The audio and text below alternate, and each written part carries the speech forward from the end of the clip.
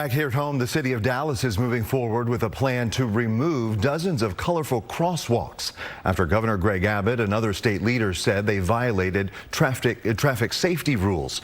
Crews are expected to start the process this week. Advocates fought to save these crosswalks, but in the end, the city lost that battle.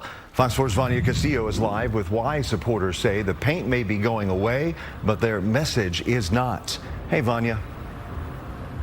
Hi, Casey. Yeah, here in Oaklawn, those rainbow crosswalks will soon be a thing of the past starting tomorrow. But people I spoke to who say that these crosswalks are representative of who they are say this is just a bump in the road. Quit stripping everything that brings us joy and happiness. Stop it. At this intersection, what stood out was the point. It's a welcome to our community that says, despite who you are, no matter who you are, the rainbow is for everyone. For the last 5 years, rainbow crosswalks in Dallas's Oaklawn neighborhood have been a sign of support for the LGBTQ+ community, paid for with private donations, not tax dollars. This was completely funded by our community. People gave $5 if that's all they could give, and people gave $25,000, trusting that we would use it for the crosswalks. Starting Monday, those crosswalks have got to go. Last October, Governor Greg Abbott ordered the state to prioritize uniformity in roadways. This week, Dallas starts complying. The state of Texas is well known for shouting states' rights.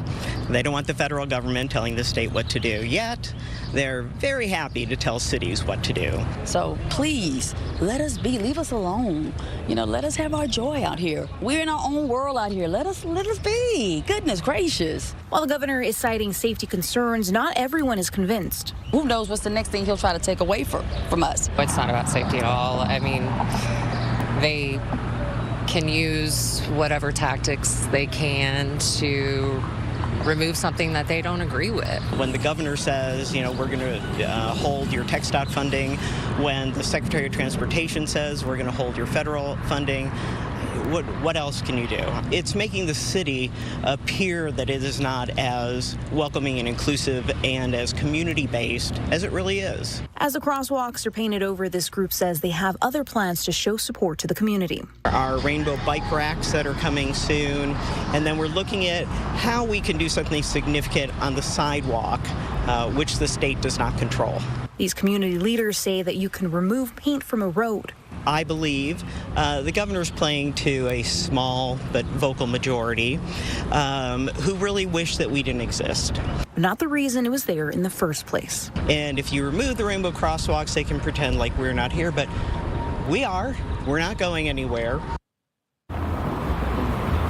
Now, the city says that all 30 sidewalks that are currently not up to regulations are expected to be up to regulation by April 28th. Back to you, Casey.